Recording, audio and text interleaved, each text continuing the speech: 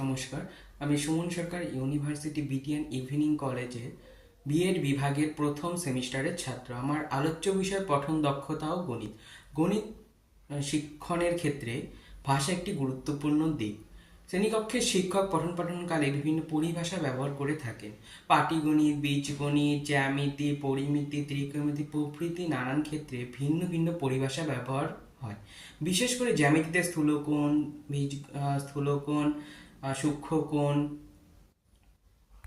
Rhombus, trapezium প্রভৃতি খুব সহজ ভাষায় শিক্ষার্থীদের বুঝিয়ে দিতে হবে। শিক্ষক শিক্ষার্থীদের বহুভাষী যদি হয়, তবে যে ভাষায় পাঠদান করছেন শিক্ষার্থীরা সে ভাষা বুঝতে পারছে কি না সেটি পরিলক্ষিত করবেন এবং মূল্যায়নের ক্ষেত্রে এক্ষেত্রে সমস্যা দেখা দিতে পারে। গণিতের বিষয়বস্তুর পঠন দক্ষতা উন্নয়নে শিক্ষকের ভূমিকা। গণিত পঠনে শিখন পরিস্থিতিতে যে বিষয়গুলো গুরুত্বপূর্ণ তা হলো সংখ্যা তত্ত্বগত সমস্যা, শব্দভাণ্ডার সংক্রান্ত সমস্যা, ভাষাগত সমস্যা, গণিতের আলোচনা সংক্রান্ত সমস্যা, ধারণাগত সমস্যা এবং প্রয়োগগত সমস্যা। আমরা একে একে এই সমস্যাগুলো নিয়ে আলোচনা করব। প্রথমেই রয়েছে সংখ্যা তত্ত্বগত সমস্যা।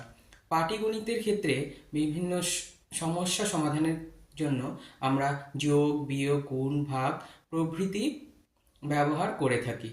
পাটিগণিত হলো সংখ্যা বা পরিমাণের গণিত। বীজগণিতের ক্ষেত্রে আবার আলাদা ধরনের। বীজগণিতে এ বি সি এই বর্ণগুলোকে সংখ্যার প্রতীক রূপে আমরা ব্যবহার করি। জ্যামিতি আবার বিশেষ বিষয় নিয়ে আলোচনা করে। শিক্ষার্থীরা এইসব ব্যাপারে সমস্যায় পড়ে। গণিত শিক্ষক যদি এই সংখ্যাতত্ত্ব বিষয়গুলো শ্রেণীকক্ষের বাইরেও আলোচনা করেন এবং বুঝিয়ে দেন, তাহলে শিক্ষার্থীরা সংখ্যাতত্ত্বে যে ভয় আছে সেটি দূর হবে এবং গণিত শিক্ষণে তাদের দক্ষতা বৃদ্ধি পাবে। এরপর আমাদের আলোচনার বিষয় শব্দভাণ্ডার সংক্রান্ত সমস্যা।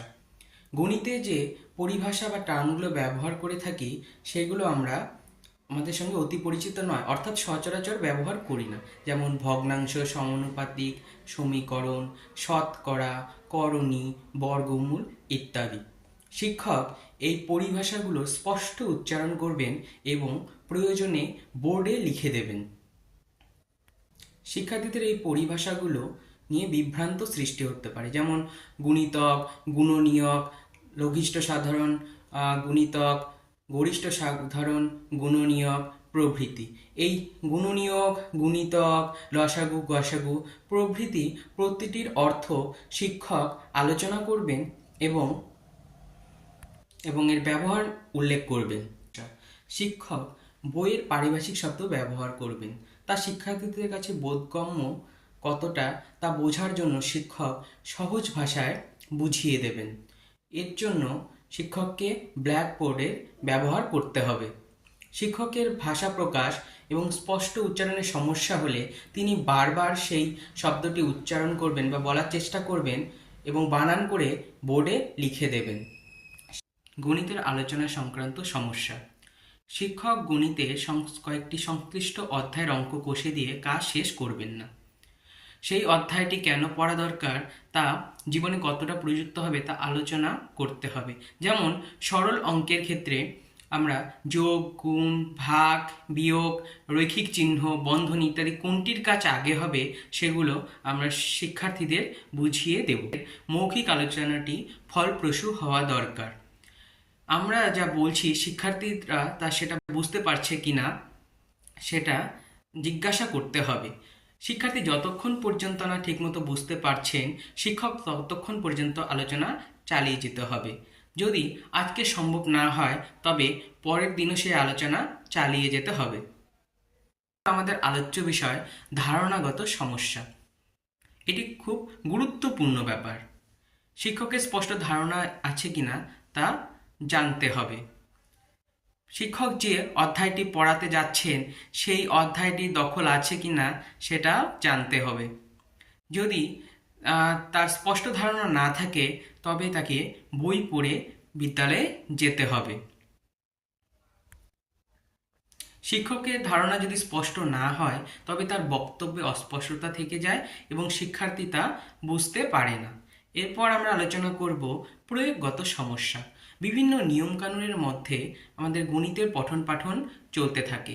পাটিগণিত, বীজগণিত প্রভৃতি বিভিন্ন ক্ষেত্রেই আমাদের কিছু সূত্র শিখতে হয়। গণিতের ক্ষেত্রে আবার শিখতে হয় স্বতঃসিদ্ধ তথ্য।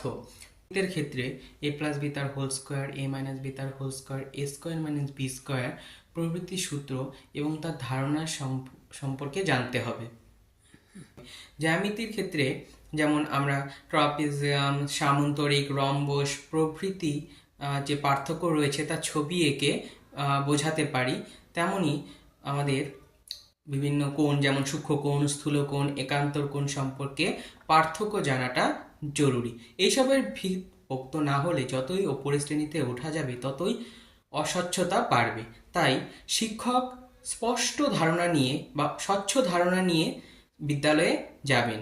এই অস্পষ্টতার জন্য অনেক শিক্ষার্থী ভয়ে বিজ্ঞান পড়া ছেড়ে অন্য স্ট্রিমে চলে যেতে বাধ্য হয় বা ভালো ফল না করতে পেরে তারা সারা জীবন অস্পষ্ট ধারণার মধ্যে দিয়ে জীবন কাটাচ্ছে।